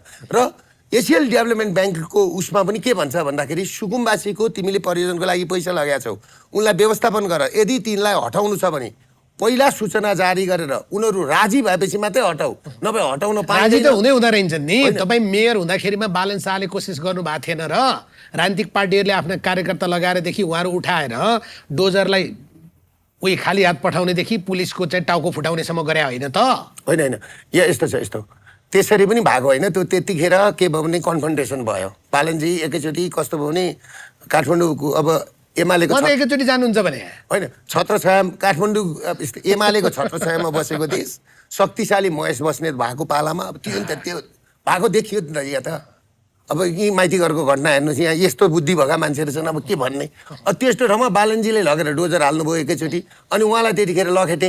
त्यो रिस चाहिँ अहिले पोख्नुभयो। म बालनजीलाई एउटा कुरा भन्छु त, जस्तो छ त भत्काउने ठाउँ, छ त तल 752 रोपनी जग्गा छ त जगदम्बा महारानीको नेपाल सरकारको नाममा आउने सर्वोच्च मुद्दा छ त कनकमुनिले हराइदिएको छ त रातो बङ्गला भएको त्यहाँ आँखा लाउनु पर्थ्यो 752 रोपनी नेपाल सरकारको नाममा आउने नर्भिक हस्पिटलले ओगटेको छ त आउने ललिता निवास छ त खाली गर्ने बाल मन्दिर छ त त्यहाँ 129 रोपनी एउटा बृहस्पति स्कुल छ एउटा राई स्कुल छ त्यहाँ त रगै मान्छेले चलाउनुहुन्छ हटाउनु न पहिला त्यहाँ भनेको मैले ठिक छ गरिब बस्तीमा डोजर लाउनुभन्दा पहिला त्यहाँ डोजर लाउनु न मेरो कुरा त्यो विकल्प भाकाहरूकैमा डोजर पहिला लगाउनु भए हुन्थ्यो ठिक छ लाउन डोजर एकचोटि मान्यज्यूको आउँछु किनभने तपाईँ त कानुन बनाउने थलोमा त्यसमा पनि अघिल्लो पटक पनि कानुन बनाउने काममा तपाईँ संलग्न हुनुभयो यो पटक त संसद दलको नेता हुनुभयो र संसदमा अलि मुख्य रूपमा बोल्ने सांसद पनि हो तपाईँ होइन ज्ञानेन्द्र साई संसदमा हुँदा कम्तीमा पनि हामीलाई पनि संसद चलेको हेर्न अलि आकर्षक लाग्छ मैले तपाईँसँग कानुनी आँखाबाट सोध्न खोजेको चाहिँ यो बिचमा यो 2-3 दिनदेखि म एकदम धेरै कन्फ्युज भइरहेको छु कन्फ्युज के भइरहेको छु भने समाचार एउटा आउँछ बागमती किनारको मनोहर किनारको या विभिन्न ठाउँको त्यही बिचमा तत्कालीन उपसभामुख अहिलेको राष्ट्रिय स्वतन्त्र पार्टीको नेता तपाईँको जिल्लाको दिदी इन्दिरा राणा मगर उहाँ आफ्नो निर्वाचन क्षेत्रमा जानुभएको छ दाङ के अरे झापा र झापामा उहाँ के भनिरहनु भएको छ भने यो कन्काई किनारको बस्ती हटाउने होइन तपाईँहरूको त हामीले ड्याम कस्दिया छ नि यो के भन्छ ग्याबिन वाल हालिदिएको छ नि बरु त्यो फेरि हाल्ने हो तपाईँहरूलाई त लाल पूर्जा दिने हो भन्नुहुन्छ अर्को फेरि मैले हेरेँ एकजना तपाईँकै बाटोतिरको कैलालीको एकजना सांसद हुनुहुन्छ केपी खनाल उहाँको 3.5 तले घरको विषय आयो उहाँले त चुनावमा भाषणै गर्नुभएको रहेछ हेर्नुहोस् हेर्दै अहिले त सुकुम्बासीकै छोरा सांसद बन्ने गरेर घन्टी लिएर आयो ऐलानीमा कोही बसेको छ म बसेको छु मेरो घर ऐलानीमा बनेको छ तपाईँहरू सबलाई पूर्जा दिने हो भनेर भाषण गर्नुभएको रहेछ अर्को एकजना पोखरातिरको उहाँ त मन्त्री नै हुनुहुन्छ उहाँले हामीसँग त्यसको अडियो रेकर्ड छ हामीले सुरक्षित राखेका छौँ नत्र भने फेरि सामाजिक सञ्जालमा गाली खाइन्छ भन्ने थाहा छ र उहाँ आफै के भन्नुहुन्छ मेरो घरको पूर्जा सुर्जा त छैन भाइ तर यो कुराहरूलाई नभनिदेऊ तिमीले यो विषय चाहिँ बाहिर धेरै उठाउन जरुरी छैन भन्नुहुन्छ उहाँ मन्त्री हुनुहुन्छ अनि जवाफमा चाहिँ सामाजिक सञ्जालमा के आउँछ मान्यज्यू भने तिमीलाई ऐलानी र सार्वजनिक जग्गा भने थाहा छैन पूर्जा नहुने ऐलानी भने त उनीहरूले पाउने हो यो सुकुम्बासी बसे जस्तो कुरा हो भनेर फेरि उल्टो आक्रमण भइरहेको हुन्छ यो कानुनले चाहिँ के भन्छ माननीयज्यू यो कानुनमा एउटै हो दुइटै अब यो चाहिँ फरक भाष्य कसैले पनि निर्माण गर्न पाउँदैन त्यसो भए त केपी खनालको घरमा पनि डोजर जानु पर्छ होला हैन अर्थात् गणेश पौडेलको घरमा पनि जानु पर्छ मैले नामै खोल्दै पर्छ त्यसमा दुई मत छैन फेरि बालेन शाहले पनि राज्य व्यवस्था पहिलाकै नेताको जस्तो चलाइदिए भने उनी र अरूमा फरक के हुन्छ र आफ्नालाई चाहिँ जोगाउने त्यो चाहिँ अहिले पनि म यो टेलिभिजन मार्फत अर्थात् यो सो मार्फत के भन्न चाहन्छु भने सुकुम्बासीहरूलाई धपाएर अन्य देशमा पठाउने होइन उनीहरू यो देशको नागरिक हुन् उनीहरूलाई जग्गा जमिन दिनुपर्छ तर त्यसका लागि राज्यले ऐन कानुन बनाएर संस्थागत रूपमै यसलाई कार्यान्वयन गर्नुपर्छ तर आज बागमती खोला किनारका सुकुम्बासीहरूमाथि चाहिँ जबरजस्ती हुने तर सत्ता र शक्तिको आँटमा भएर रिसोर्टहरू चलाउनेहरू आफ्नो निकटको भएकाहरूलाई चाहिँ उन्मुक्ति दिने भन्ने विषयवस्तु चाहिँ रहन्न भनेको तपाईँले स्पष्ट बनाइदिएको कुरा चाहिँ नेपालमा ऐलानी जग्गामा ठुल्ठुला बस्तीहरू नै छन् त्यो सबै सुकुम्बासी हो होइन त किनभने उहाँहरूको हातमा लाल पूर्जा छैन नि होइन जसको हातमा लाल पूर्जा छैन ऊ सुकुम्बासी हो अर्थात् त्यो जग्गा सुकुम्बासी भन्नाले कहीँ पनि जमिन नभएको भन्ने मान्छे बुझिन्छ तर हुकुमबासी हो भन्न पाइयो क्या त्यसो अब तपाईँ फरक अलिकति परिभाषित जस्तै अहिले रासापाका सांसदहरू र गणेश माननीय मन्त्रीज्यूको यदि नेपालको ढकालजीको जस्तो सागरजीको त गुल्मीमा जमिन त होला टन्नै उहाँले गुल्मीमा जमिन हुँदै उहाँले सरकारी जमिनमा त्यहाँ तपाईँको घर बनाउनु भएको छ भने त उहाँ सुकुम्बासी भनिँदैन उहाँलाई अनि हिजो उहाँहरूले नै गरेको भाषण कस्तो थियो भने विष्णु पौडेलको चाहिँ बुछौलमा या प्रदीप गेवालीको फलान ठाउँमा भने त उहाँहरूले भाषण गर्नुहुन्छ होइन एकछिन अब अरू कुरा भन्दा पनि म स्पष्ट के छु भने नेपालको कुनै पनि ठाउँमा खाना बस्नका लागि पुग्ने जमिन जसको छैन जसको परिवारको नाममा छैन उनीहरू वास्तविक सुकुम्बासी हुन् त्यसको राज्यले तुरुन्त व्यवस्थापन गर्नुपर्छ ऐन कानुन के सुधार गर्नुपर्ने हो हामी पनि तपाईँको साथमा छौँ यसलाई व्यवस्थापन गर्नुपर्छ किनभने राज्यका नागरिकहरूलाई घाँस बाँस र कपासको ग्यारेन्टी राज्यले गर्नुपर्छ यो संविधानमै लेखेको छ यो हाम्रो आधारभूत आवश्यकता हो तर जसको जमिन छ कुनै ठाउँमा उनीहरू सहरमा बस्न चाहन्छन् जसको जमिन छ पहाडमा अब जस्तो केपी खनालजीको पनि अहिले मैले उहाँ मेरो भाइ हुनुहुन्छ प्रिय भाइ उहाँको पनि त अछाममा जमिन होला नि त अछामबाट आउनुभएको हो अछाममा उहाँको जमिन छ भने उहाँको तल जहाँ सुकुम्बासी बस्ती अर्थात् सुकुम्बासी भन्दा पनि के भने ऐलानी जमिनमा उहाँले घर बनाउनु भएको छ भने अब उहाँ त सुकुम्बासी भन्न मिलेन नि त, उहाँहरूलाई त हुकुमबासी भन्न मिल्यो नि। त्यो त सरकारको जग्गालाई कब्जा गरेको भन्न मिल्छ नि। अब माननीय मन्त्रीज्यू गणेश पौडेलजीको कहीँ पनि जमिन छैन, उहाँको जमिनको नाममा त्यही ठाउँ मात्रै हो भनेपछि उहाँ सुकुम्बासी हो। तर उहाँको जमिन अन्य कुनै ठाउँमा छ, तर उहाँले सहरमा कब्जा गरेर रिसोर्टहरू बनाउनु भएको छ, घर बनाउनु भएको छ भने उहाँ हुकुमबासी हो। त्यो भएर म अहिले पनि बालेन सरकारलाई मेरो अपिल के छ भने सुकुम्बासी बस्तीमा डोजर होइन, हुकुमबासी बस्तीमा डोजर हान्ने हो र हान्नुहोस्। किनभने अब रोक्ने होइन। अब यो काठमाडौँका मान्छे मात्रै, काठमाडौँको नदी किनारमा बस्ने मान्छे मात्रै, उनीहरूमाथि मात्रै अन्याय हुनु हुँदैन, देशैभरि गर्नुहोस्। मेरो जुम्लामा पनि छन् 2-4 ठाउँ पार्टीले कब्जा गरेर राखेका छन्। पार्टीहरूले आफ्नो सङ्गठन स्वयं माओवादीले कब्जा गरेर पार्टी कार्यालय खडा गरेर राखेको छ। अब त्यो हटाउनुहोस्। जुम्लाको तत्कालीन माओवादी अहिलेको नेपाली कम्युनिस्ट पार्टीको कार्यालय पनि सरकारी जग्गा कब्जा हो। अहिले पनि के भने भाडा पनि दिएको छैन रे, केही पनि दिएको छैन भनेर भन्छन् होइन। त्यो भयो हुनाले देशैभरि त्यस्तो अवस्था छ। त्यो अवस्था भइसकेपछि अब स्टप गर्ने भन्ने होइन, अब खाली गर्ने हो। जग्गा जो सुकुम्बासी छन् उनीहरूलाई ऐन संशोधन गरेर, कानुन संशोधन गरेर, चाहे अध्यादेशै ल्याउने भने ल्याऊ, त्यसमा हामी स्वागत गर्छौँ। ल्याएर व्यवस्थापन गर्ने हो, हुकुमबासीहरूलाई सबक सिकाउने हो। जस्तै दुर्गाजी, तपाईँले अहिले कार्यक्रमको सुरुमा एउटा चिज भन्नुभएको थियो, तपाईँहरूको उद्देश्य एउटै छ नि, 2जनाको होइन, मुलुकमा कुनै न कुनै रूपको राजतन्त्र फर्काउने र सनातन उहाँहरूले सर्वधर्म सहितको हिन्दू राष्ट्र भन्नुहुन्छ। तपाईँ कति मिल्ने भयो र हामी 2टा कुरा मिल्छ भन्नुहुन्थ्यो, तर अहिले म बुझिरहेको छु त्यति धेरै कुरा मिलिरहेको छैन होइन, त्यति धेरै कुरा मिलिरहेको छैन सुकुम्बासीका सम्बन्धमा। यो सुकुम्बासीहरूले पनि उहाँले भने जस्तै जो यथार्थ सुकुम्बासी हुन् तिनीहरूलाई व्यवस्थापन गर्नुपर्ने राज्यको दायित्व हो। जो सुकुम्बासीका नाममा राज्य शक्तिको या राज्यको स्रोतको दुरुपयोग गरिरहेका छन् उनीहरूलाई सबक सिकाउने यही बेला हो, सरकार पछि नहटाओ। जो राप्रपा संसद दलको नेताले भनिरहनु भएको छ, हिजो सुकुम्बासीहरूलाई बनाइएको भनिएको जुन ठाउँ थियो, तपाईँले भने जस्तै त्यो कोठाहरू चाहिँ मैले नि हेरेको छु होइन, 3टा सानसानो कोठा, त्यहाँ चाहिँ हाम्रो गाउँघरतिर या हाम्रो अहिले बजारकै कुरा गर्ने भने त्यत्रो कोठामा चाहिँ मन्दिर बनाउने चलन हुन्छ क्या। त्यति सानो छ होइन, त्यत्रो कोठामा चाहिँ मन्दिर बनाउने चलन, करप्सन गरे क्या। 10 अरब ल्याएर 11 करोड खर्च भनेपछि 12 करोड खर्च भएको छ। 10 अरब आएको 12 करोड मात्रै खर्च भयो। 12 करोड त्यसमा खर्च भएको छ। 233 परिवारलाई भनेर बनाइएको इचङ्गुको बाबुराम भट्टराईको पालामा 2069मा त्यसको आरम्भ भयो। 2071मा हामीले बनायौँ, तर अहिले त्यहाँ मानव सेवा आश्रम बस्छ र केहीमा चाहिँ तपाईँ सुकुम्बासीहरूलाई लाने भन्ने हो। तर हिजो सुन्दरी घाटमा होस् या तपाईँ इचङ्गुमा सुकुम्बासीहरू जान मानेनन्। ती अलि व्यवस्थित घरहरू थिए नि, उनीहरू जान मान्दा रहेछन्। त्यसो पछाडिको कारण यसको पछाडिको कारण एउटा छ क्या, सबैजना किन सहरमा चाहन्छ भने गाउँमा केही पनि चल्दैन। अनि यो त सहरै हो, इचङ्गु या सुन्दरी घाट त व्यापार यसै भारी बोक्न पाउँदैन, गाउँमा व्यापार चल्दैन, व्यवसाय चल्दैन होइन। अहिले तपाईँको आजको मितिमा अहिले म त अलिकति व्यापारसँग रिलेटेड पनि भएकोले गर्दाखेरि म बुझ्छु नि, न्यु रोडमा बोनी हुँदैन। अहिले न्यु रोडमा भारी बोक्ने मान्छे पाउन छोड्यो, भारी बोक्ने मान्छे पाउन छोड्यो, किनभने यथार्थमा जानुपर्छ, धरातलमा टेकेर मात्रै हिँड्नुपर्छ, अनि मात्रै लक्ष्यमा पुगिन्छ। त्यसले गर्दाखेरि म तपाईँलाई के भन्छु भन्दाखेरि यसको जड के हो त? सुकुम्बासी पर्किने, सुकुम्बासी जन्मिरहने आइराख्ने राज्य त तपाईँले भनिहाल्नु भयो नि। यो अहिले हामीले चाहिँ त्यहाँ डोजर हानुला, म एउटा उदाहरण तपाईँलाई भन्छु। बालाजुको जुन नयाँ बस पार्क छ, त्यो बस पार्कबाट टोखापट्टि जाने जुन बाटो छ त्यो टोखा नगरपालिकै पर्छ। त्यहाँ चाहिँ यो हामीले सस्तो लुगा किन्ने हुन्छ नि, म धेरै पटक त्यहाँ लुगा किन्न गएको छु। त्यो पसलहरू थियो, सरकारले त्यहाँ डोजर लाएर त्यो भत्काइदियो। तर अहिले तपाईँले गरे हेर्नु भने त्यो फुटपाथमा फेरि त्यही पसलहरू नै छ नि। अब यस्तो त हुँदो रहेछ नि, हुँदैन। किनभने मान्छे गाउँमा कोही पनि छैन, केही पनि चल्दैन, बाख्रा पाठा केही पनि पाल्न छोडेर मान्छे के गर्न थाल्यो भने अहिले काठमाडौँमा मकै हामीले बदम बेच्ने मान्छे भेटिँदैन नि। पहिला बदम बेचेर काठमाडौँमा कमसेकम 50,000 मान्छेले बदम बेचेर गुजारा गरेका थिए।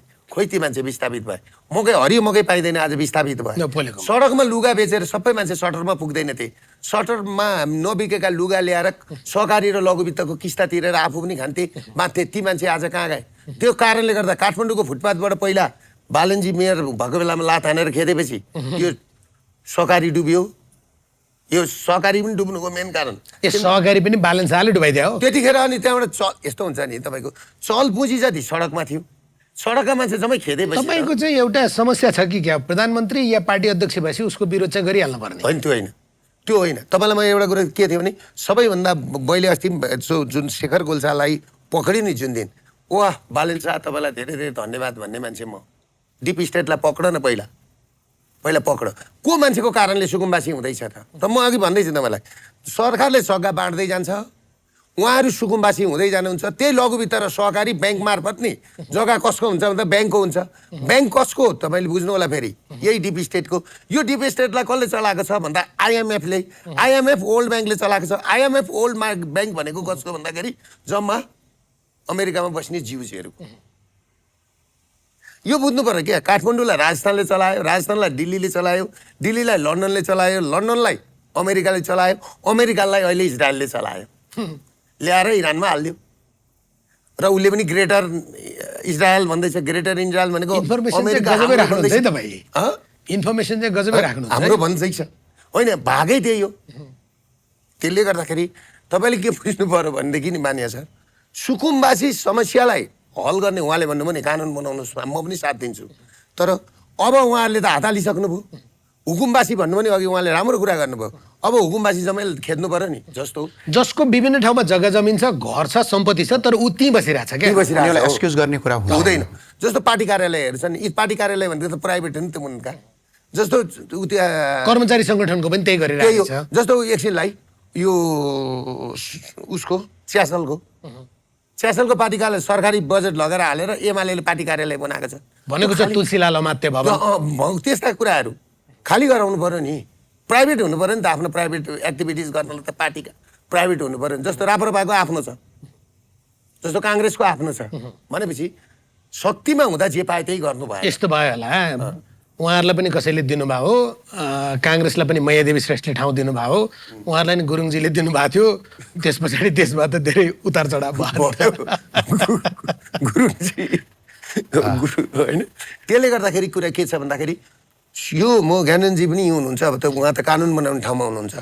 यो कुरा के बुझ्नु पर्यो भने नि सुकुम्बासी समस्या समाधान सँगसँगै अब सुकुम्बासी बन्न नदिने पनि कानुन बनाउनु पर्यो। तर त्यो सम्भव छ र? मलाई एकचोटि तपाईँ डाक्टर शशाङ्क कोइरालाले बोलेको बडो सम्झना लाग्छ, तर उहाँलाई बडो मिम बनाइयो, उहाँलाई धेरै आलोचना पनि गरियो होइन। उहाँले संसदमै बोल्या हो नि त त्यति बेला, यो भ्रष्टाचार भने चाहिँ न्यूनीकरण गर्न सकिँदैन, थोथोरै गर्दै जाने हो भन्नुभएको थियो। भ्रष्टाचार पनि घटाएर गर्ने भनेको भनियो। भ्रष्टाचार कहिले पनि अन्त जिरो हुँदैन नि त, विकसित देशमा पनि भएको छैन नि, त्यसलाई त कम गर्दै जाने हो नि त। त्यस्तै म दुर्गाजीसँग सहमत भएको चाहिँ फेरि पनि केही कारणले उसको व्यवहार बिग्रिन्छ, मान्छे त ब्याङ्क्रप्ट हुन्छ र सडकमा आइहाल्छ होइन त। त्यति बेला होला नि त राज्य चाहिने त। यो भूमि आयोग जसरी खारेज गरियो, मलाई एकदम धेरै नाम सम्झना हुन्छ। ज्ञानेनजी तपाईँलाई कति सम्झना हुन्छ? तपाईँ अलि पछिल्लो पुस्ताको हो होइन, ऋषिराज लुम्साली भन्थ्यौँ नि हामी होइन। उहाँ चाहिँ त्यो एमालेको पालामा 51 सालमा यो सुकुम्बासी समस्या समाधान आयोगको अध्यक्ष हुनुहुन्थ्यो क्या। म चाहिँ 2-3 वर्ष सानो बच्चा हुनुहुन्थ्यो होइन। त्यस पछाडि आयोगहरू बन्दै गयो। अहिलेको सरकारले चाहिँ यो भूमि आयोग सबै खारेज गरिदियो। 18 जना मान्छेले अध्यक्षका रूपमा नियुक्ति पारेछन्, तर 40 जना मान्छेले अहिलेसम्म तपाईँ कुनै न कुनै रूपमा सङ्घीय सरकारबाट सुविधा खाएका रहेछन्। र हरेक जिल्लामा 5 जना मान्छेले उपसचिव सहसचिव तहको सुविधाहरू प्रयोग गर्दा रहेछन्। यो भूमि आयोग खारेज गर्ने र एउटा समिति बनाएर जाने भन्यो अध्यादेशमा चाहिँ सरकारले। तर रासोपा चाहिँ के भन्छ, फेरि त्यसैको सरकार हो नि त, रासोपा चाहिँ के भन्छ भने प्राधिकरण बनाउने भन्छ। यसमा गर्नु चाहिँ के पर्छ?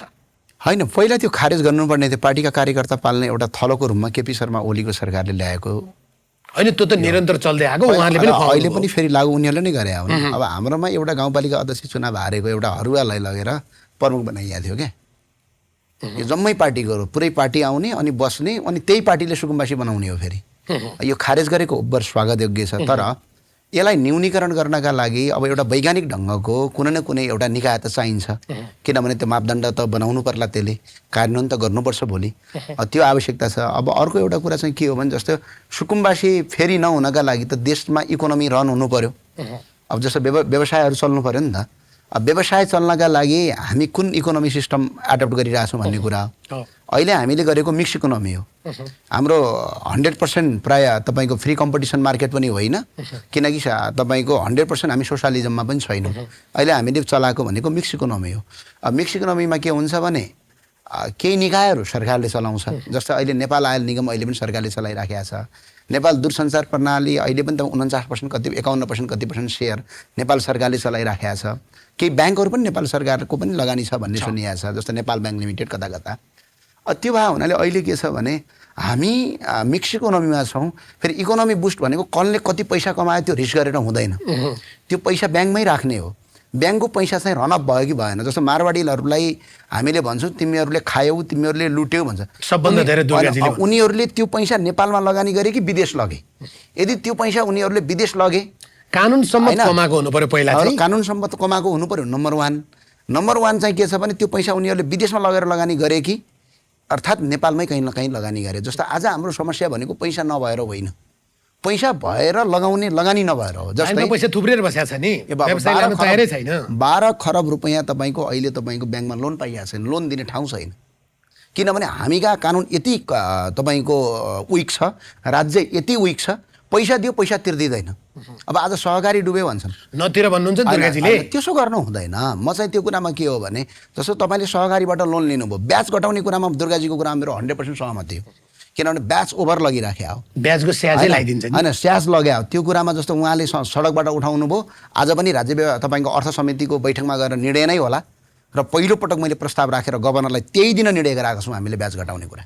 यो सडकको उहाँको आवाजहरू सबै जनताको कुरालाई सुनेरै त्यो अर्थ समितिबाटै हामीले निर्णय गराएको छौँ त्यो दिन। त्यस पछाडि तपाईँको ब्याङ्क के छ भने जुन रेट जो नेपाल सरकारले नेपाल राष्ट्र ब्याङ्कले तोकेको छ त्योभन्दा बढी लिन पाइँदैन भन्ने नीति छ, तर त्यो नीति लागू गरिदिँदैनन्। समस्या त्यहाँनिर हो। र अर्को समस्या कहाँनिर हो भने जस्तै लगानी आइसकेपछि पैसा थुप्रिनु राम्रो होइन, पैसा त रन अफ हुनु पऱ्यो नि त। विनोद चौधरी धनी भयो भनेर हामीले रिस मानेर केही पनि छैन। विनोद चौधरीले खाने त बिहान बेलुका तपाईँको दाल र भात त हो, अरू पैसा त सबै ब्याङ्कमा हुने हो नि त।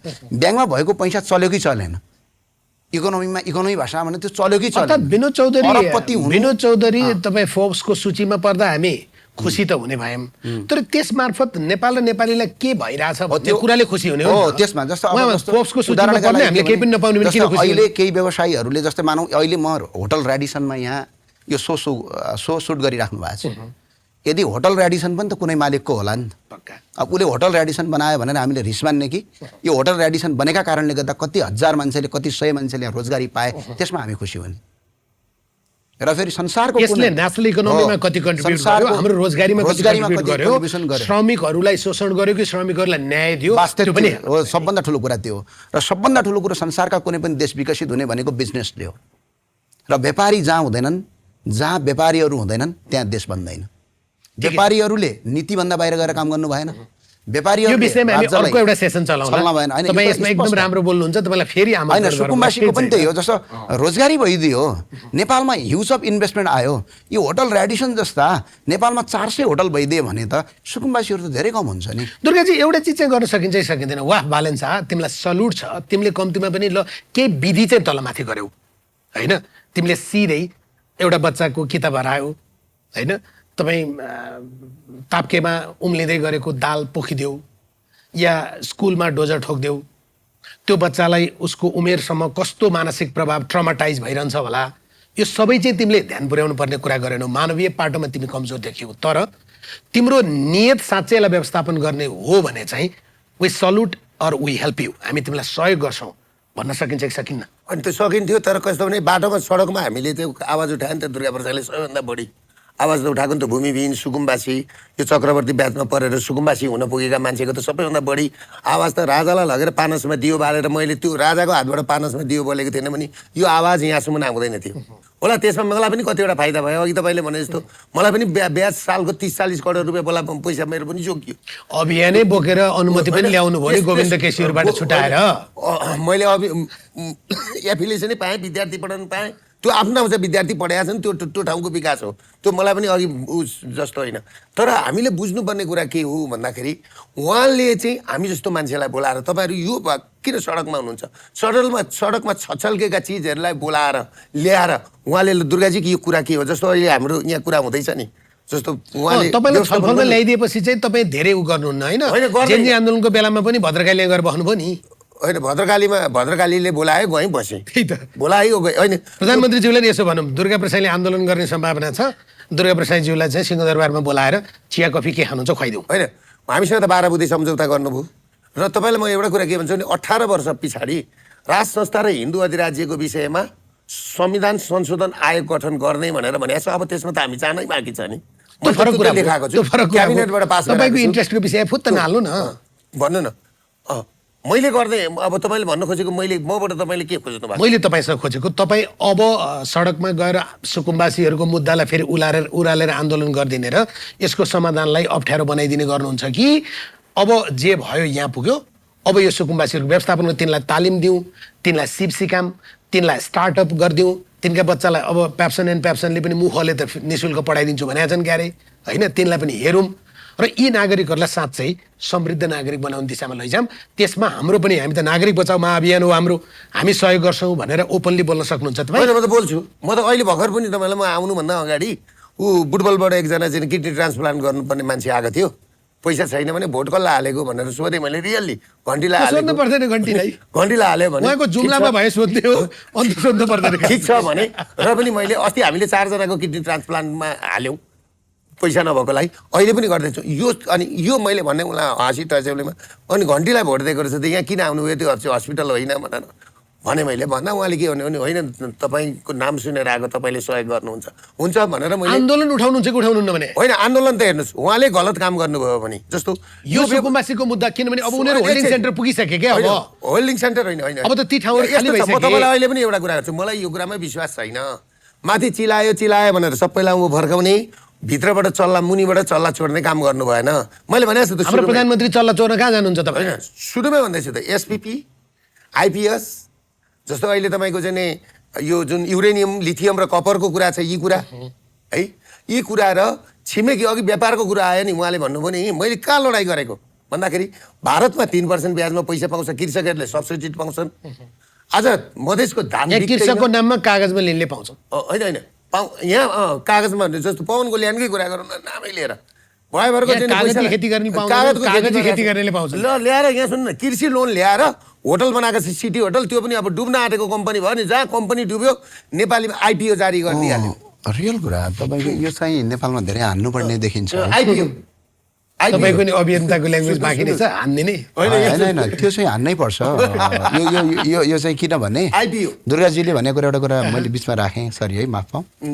तपाईँले भनेको एउटा कुरा चाहिँ के राम्रो कुरा छ भने जस्तै कृषिमा हामीले लोन दिन्थ्यौँ क्या, यस्तो दुरुपयोग भएको छ है। अब किनभने कृषि उनीहरूले गरेकै छैन, वास्तविक किसान नै होइन, अनि उनीहरूले चाहिँ कृषिमा लगानी गर्नुको सट्टा अन्त लगानी गरेर कृषिको कागजमा देखाएको छ। अनि यो चाहिँ पर्सिको संसदमा चाहिँ उठाउनेवाला छु। अझै तपाईँलाई म क्लु दिन्छु। मेडिकल कलेजले हामीले स्कुल चलाए बापत, हस्पिटल चलाए बापत 10% निःशुल्क पढाउनुपर्छ। निःशुल्क विद्यार्थी पढाइरहेछ मैले, ओके, त्यो अनुमति लिँदा नै पढाउने पाइन्छ। ब्याङ्कले पनि पोर्टफोलियोको आधारमा 10% चाहिँ 2% ब्याजमा सब्स्टिट्युट कृषि कर्जा दिनुपर्छ भनेको। आज नेपाल जस्तो राष्ट्र वाणिज्य ब्याङ्क, उसको पोर्टफोलियो अहिले 5 खर्बको छ भनेपछि उसले 50 अर्ब रुपियाँ पैसा चाहिँ 2% ब्याजमा या 3% ब्याजमा कृषकलाई दिनुपर्छ, सहुलियत कर्जा दिनुपर्छ। त्यो पैसा तिरेन, बिचरा गरिबले तिरेन भने पनि नि त्यो भोलि पर्सि कहिले कहिले राजा वीरेन्द्रको पालामा पनि मिना भएको छ, बाबुरामको पालामा पनि मिना भयो र यस्ता बेलामा हुन्छन् कृषकका लोनहरू मिना। त्यसको लागि चाहिँ फेरि राष्ट्र ब्याङ्कले सब्स्टिट्युट लोन उनीहरूलाई दिएको हुन्छ। तर त्यो सब्स्टिट्युट लोन चाहिँ के गरे भन्दाखेरि तपाईँले के भने यो लघु वित्त र सहकारी भनेको चाहिँ के हो भन्नुहोस् न। अब लघु वित्त मार्फत गाउँमा गरिबहरूलाई सब्स्टिट्युट लोन दिने हो। तर के गरिदियो एनआइसी एसिया ब्याङ्कले आफ्नै लघु वित्त, एनआइसी एसिया लघु वित्त, ग्लोबल ब्याङ्कले आफ्नै लघु वित्त चलाएर के गरिदियो भने 26%मा लगाइदियो। कुरा त्यहाँ छ, त्यही भएर मान्छे सडकमा आएका हुन्। त्यो त नजाऊँ न तपाईँले पनि। अनि त्यो हाम्रो गाउँघरतिर एउटा उखान छ क्या, एउटा भनाइ छ क्या, उहाँलाई त्यसो भने होइन, यो बाँदरलाई लिस्नु भने जस्तो क्या। दुर्गा प्रसादलाई जे चाहिएको छ तपाईँले त्यही चिज चाहिँ औँला हालिदिएपछि हुन्छ त। यहाँ अहिले कुरा गरेको सुकुम्बासीको व्यवस्थापनको क्या, त्यसो होइन नि, सत्य कुरा त सत्य हो। सुकुम्बासी कसरी भयो त म त्यहाँ जाँदैछु, तपाईँ सुकुम्बासीको कुरा म जरामा अहिले अब उनीहरू भइसक्यो भने उनीहरूलाई होल्डिङ सेन्टरमा सरको मेरो कुरामा के मिलेन भने यहाँ सुन्नुहोस्, मिल्न परेन भने उनीहरूलाई होल्डिङ सेन्टर लगिसक्यो। तपाईँको र मेरो कुरा छैन, यहाँ तिनीहरूको व्यवस्थापन कसरी? यहाँ तपाईँको 4000 घर लगेर भएन नि, 40 लाख भन्नु हुँदैछ तपाईँ। 40 लाखको समस्या आउँछ, कहाँ लानुहुन्छ 40 लाखलाई? भुटानी गर्ला नि त, प्रधानमन्त्रीले व्यवस्थापन गर्छु भन्नुभएको छ। स्ट्याटस पढ्नु भएन यति लामो? तपाईँलाई भन्छु एकछिन सुन्नु न मेरो।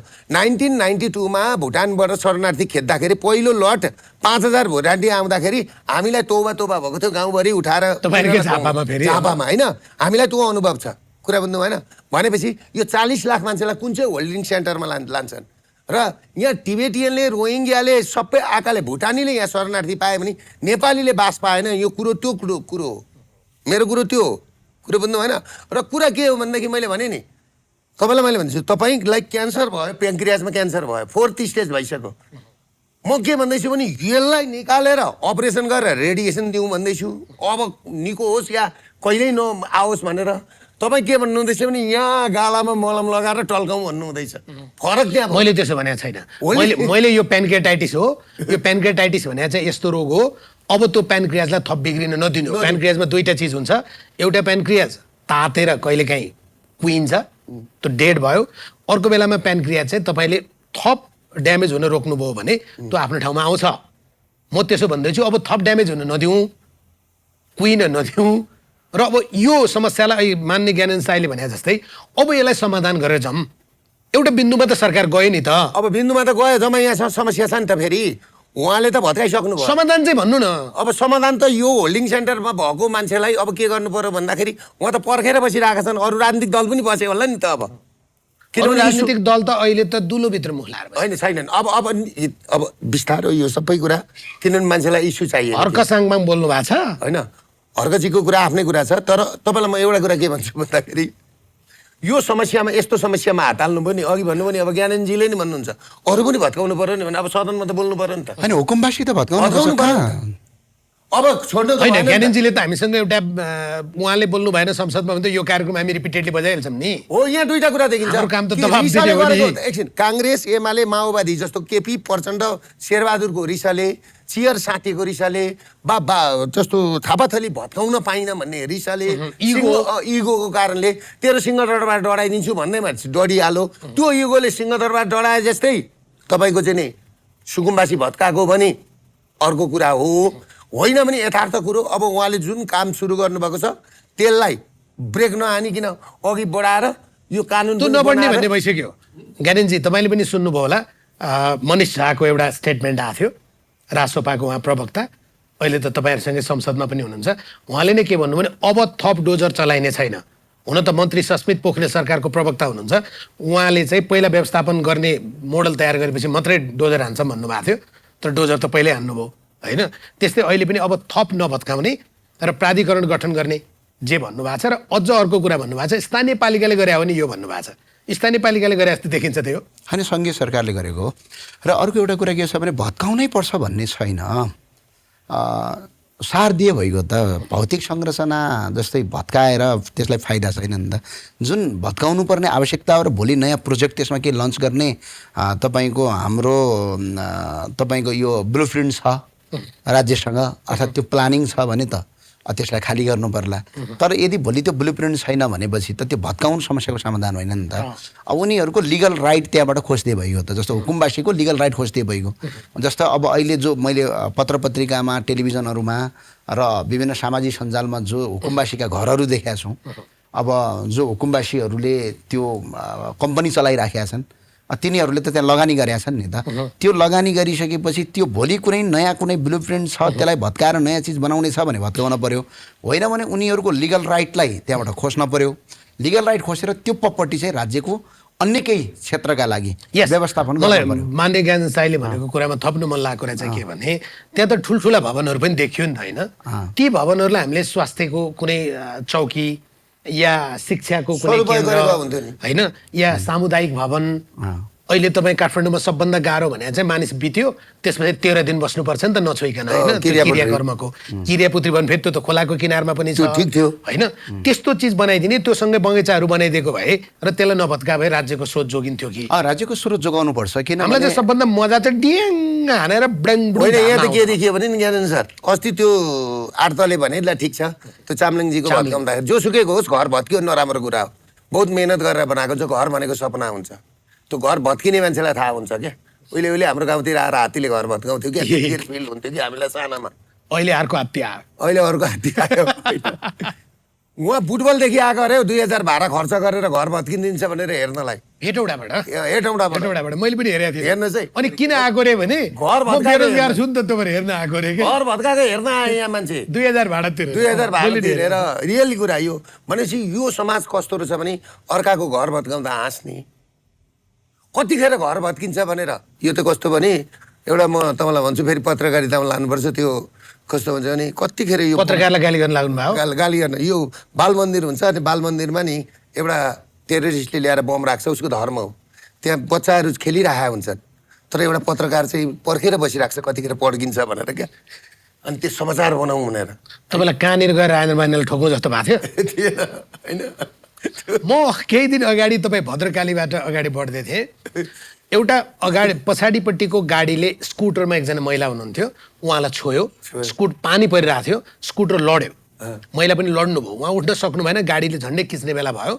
त्यो नजिक भएका मान्छेहरू चाहिँ मोबाइल झिकेर खिच्न थाले उहाँलाई उठाउने त्यो स्कुटर उठाउनेतिर चाहिँ मान्छेको ध्यान छैन समाज चाहिँ त्यता जाँदैछ। त्यही त म भन्दैछु त्यसमा समाचार त तपाईँले बनाउनु भएन नि फेरि यहाँ कसरी समाचार बन्यो कसरी उ गरोस् भन्नेमा भयो क्या पिपली लाइभ हो मान्छेको दिमाग चेतना त्यतातिर गयो त्यो चेतना त्यतातिर गएकोमा मलाई दुःख लागेको छ हामीलाई सामाजिक उत्तरदायित्व बोकेको मान्छे चाहियो सबै कुरा सामाजिक सरकारलाई अब सक्दिम सरकारलाई यो सुकुम्बासी समस्या समाधानको हामीले यत्रो बेर समस्याको कुरा गऱ्यौँ कति सरकारलाई आलोचना गऱ्यौँ होला कति सरकारलाई समर्थन पनि गरेका छौँ होइन 182 सिट दिएर पठाएको त समर्थनै गरेर पठायो नि त तपाईँले भोट हाल्नु भयो कि हाल्नु भएन मैले हालेँ कि हाल्नु होइन नि त यो हाम्रो सरकार हो नि त तपाईँले सरकारलाई सुकुम्बासीका विषयमा चाहिँ कहिलेकाहीँ दुर्गा प्रसाद सकारात्मक हुन्छ भन्ने मेसेज पनि दिउँ न त होइन म त सकारात्मक छु त यो भूमिबिन सुकुम्बासीलाई जग्गा मारिदिउँ न म त के भन्दैछु नहुनेले हुनेको खाने हो छैन अब मेरो त्यो त विधिसम्म खानु पर्यो खानै होइन एकछिन छैन त के गर्ने गरिबको त राज्यले दिनु पर्यो राज्य बाउ बन्नु पर्यो राज्य गार्जेन बन्नु पर्यो करेक्ट मेरो भनेको त्यति हो हस् ज्ञानेनजी मैले सरकारलाई एउटा विधायक एउटा पार्टीको संसद दलको नेता र एउटा सचेत नागरिकका रूपमा यो सुकुम्बासी र गरिबको समस्या समाधानका लागि सरकार यसो गर्नुहोस् भन्ने सुझाव होइन स्पष्ट कुरा छ धेरै लामो कुरा पनि छैन अब कस्तो भने पहिला त पहिचान गर्न पर्यो अब स्क्यानिङ चाहिँ गलत भइसक्यो होइन होइन होइन स्क्यानिङ गर्ला अब सरकारले अब एउटा कुनै निकाय बनाउनुहोस् सरकार तपाईँहरूको छ हामीले तपाईँलाई सपोर्ट राम्रो काममा साथ दिने हो प्रतिपक्ष भनेको सधैँ विरोध गर्ने होइन र यदि राज्यले नीतिभन्दा बाहिर गएर नागरिकलाई आफ्नो शक्तिको दुरुपयोग गर्छ भने त्यतिखेर चाहिँ छाती खोलेर डटेर विरोधको सामना गर्ने हो त्यो प्रतिपक्षको भूमिका हो तर राम्रो काम गऱ्यो भने साथ पनि दिने हो अब अहिले म चाहिँ यो सुकुम्बासी बस्तीमा जुन डोजर हाने त्यो बस्तीमा अब एउटा आवश्यकता पनि थियो होला अथवा तपाईँ सुकुम्बासीहरू बस्तीहरू सुकुम्बासीलाई जहाँ मन लाग्यो त्यहीँ बस्नुपर्छ भन्ने होइन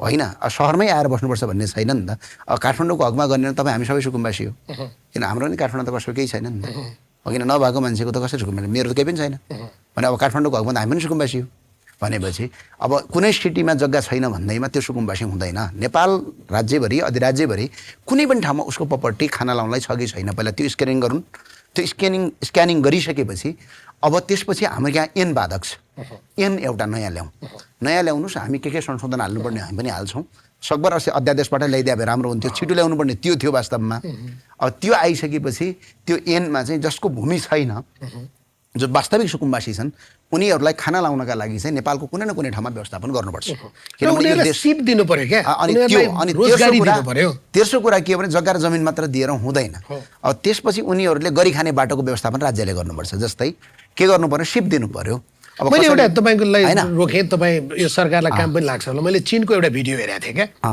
त्यो गाउँका सबै मान्छेलाई त्यहाँको सरकारले उठायो त्यो चाहिँ कमर्सियल फार्मिङलाई दियो तर उनीहरूलाई उठाए पछाडि उनीहरू त बस्तीबाट उठे नि र सहरमा यस्तो व्यवस्थित ठाउँमा लिएर गएर उनीहरूलाई राख्यो तर राख्दा उनीहरूलाई सबैलाई तपाईँले भन्छ स्क्रिनिङ गरेर उनीहरूसँग सिप छैन सिप सिकाउने सिप छ त्यही ठाउँमा जागिर दिने बच्चालाई त्यही कम्युनिटीमा राम्रो स्कुल बनाइदिने मार्केट त्यहीँ बनाइदिने उनीहरूले गरे क्या हामीले खोजेको व्यवस्थापन त जसकोबाट नै राम्रो कुरा त सिके भइहाल्छ जस्तो अब टाढा जानु पर्दैन चाइना किन उदाहरण राजा महेन्द्रको उदाहरण लिए हुन्छ नि अहिले महेन्द्रनगरलाई भीमदत्त नगरपालिका बनाएको छन् पहिला त्यो नाम परिवर्तन गर्नुपर्ने छ आउँछ होला त्यो किनभने महेन्द्र राजमार्ग होइन किनभने महेन्द्रनगरमा के गर्नुभयो भने किङ महेन्द्रले सबै महेन्द्रनगरका मान्छेहरू चाहिँ म्याक्सिमम चाहिँ बर्माबाट विस्थापित मान्छेहरू जुन तपाईँको बर्मामा नेपालीहरूलाई आफ्नो देश छोडेर भाग लखेट भन्ने गरेपछि राजा महेन्द्रले राष्ट्रका नाममा सम्बोधन गरेर भन्नुभएको थियो के भन्नुभएको रहेछ भने त्यतिखेर म जिउँदैछु, तपाईँको जन्मभूमि, तपाईँको बाउबाजेको पुर्खाको देश अहिले पनि छ,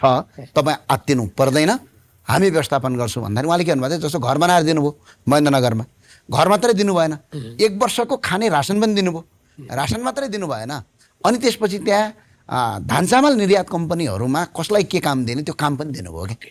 अनि आज महेन्द्रनगरमा तिनीहरू जोसुकुम्बावासी विस्थापित भएर आएका मान्छे अब अहिले त्यहाँ अरबपति छन् भने नागरिकको जीवन परिवर्तन गर्न सकिन्छ नि त। मोडल जसको हेरे पनि हुन्छ, जसको हेरे पनि हुन्छ, प्रतिगामी भइदैन। होइन, तर नेपालमा चाहिँ एउटा कुरो अचम्मको कुरा के छ भने मैले संसदमा पनि अभ्यास गरेको थिएँ, हाम्रो कहाँ भएका धेरै राम्रा कुराहरूलाई चाहिँ जसरी पनि त्यो बाइकट गर्ने, त्यो पनि सबभन्दा बढी पढे लेखा मान्छेले गर्ने, त्यो फेरि त्यो सामान्य मान्छेले होइन। तर विदेशमा कामै नलाग्ने चिजहरूलाई चाहिँ यहाँ हाइलाइटेड गर्ने होइन, त्यस्तो चाहिँ एउटा परम्पराले गर्दा के हुन्छ भने हाम्रो सभ्यता संस्कृति, हाम्रो ज्ञान र सिपको तपाईँले यो कुरा गरिराख्दाखेरि संसारभरि यसलाई केपी ओली बसेको झापा जिल्लाको जुन कचन कवल जुन झापामा छ नि, उहाँलाई नै राजा महेन्द्रले दिएको जग्गा हो, 2 बिघा जग्गा। त्यतिखेर दिँदाखेरि पुनर्वास भनेर 22वटा जिल्लामा थियो नि, पूर्व मेचीदेखि पश्चिममा गर्न सकिन्छ। त्यतिखेर के थियो भने सिमानामा लगेर नेपालीहरू राख्ने, पहाडको राईलिम्बूहरू तल सिमाना, त्यसको नियतमाथि चाहिँ मान्छेहरू बेला बेला प्रश्न उठाउँछन्, उठाउँछन् मान जे पनि भन्छन्। तर एउटा कुरा के छ भने कटरको रुख दिएको थियो, लिचीको रुख दिएको थियो, भुइँ कटरको रुख दिएको थियो, चाहिएको चाहिँ यो होला सायद, चाहिएको यो। तर यस्ता अलिकति सक्ने बेलामा सुकुम्बासी समस्या समाधान गाउँमा मात्रै गरेर हुँदैन। उहाँले भन्नु भने रोजगारी छैन भने फेरि त्यो आउने झुन्डा आउने कहाँ, सबभन्दा चाहिएको रोजगारी हो, सबभन्दा त्यो रोजगारीमा जानको लागि चाहिएको सिप हो। अनि हाम्रो फेरि मानसिकता पनि समस्या छ दुर्गाजी। नेपालमा भयो भने चाहिँ हामी कुनै पनि काम गर्नलाई सानो काम भन्छौँ, काम गर्दैनौँ। त्यो तर विदेशमा गएपछि जस्तो काम होइन, त्यो संस्कार परिवर्तन गर्नुपर्ने छ सबभन्दा। जस्तो अब यो अहिले सबभन्दा ठुलो यो सरकारलाई एउटा नेपाली जनतालाई म थ्याङ्क्स भन्छु, खैर मेरो पार्टीले राम्रो भोट ल्याएन, सिट ल्याएन, तर एउटा हामी सबै युवाहरूले सोचेको एउटा कुरा के थियो भने यो देशमा हामीले चाहेको जस्तो देश बनाउनुपर्छ भन्ने थियो। जस्तै वेजेस सिस्टम छैन अहिले, जस्तो कसैले पार्ट टाइम काम गर्यो भने पैसा पाउँदैन। आज मान्छेले किन, जस्तै तपाईँकै यही होटलमा मानौँ न, मान्छेले काम गर्छ 1 महिनासम्म, 1 महिनामा 20,000 तलब भनेर ल्याएको हुन्छ, दिँदाखेरि 12,000 तलब दिइदिन्छ। उसलाई कारवाही गर्ने कुनै निकाय छैन। उही त्यो जमानामा एउटा ऐन बनाएको थियो, त्यो श्रम लेबर एक्ट, त्यही लेबर एक्ट अनुसार काम हुन्छ। त्यो काम अहिले प्र्याक्टिकल नै छैन।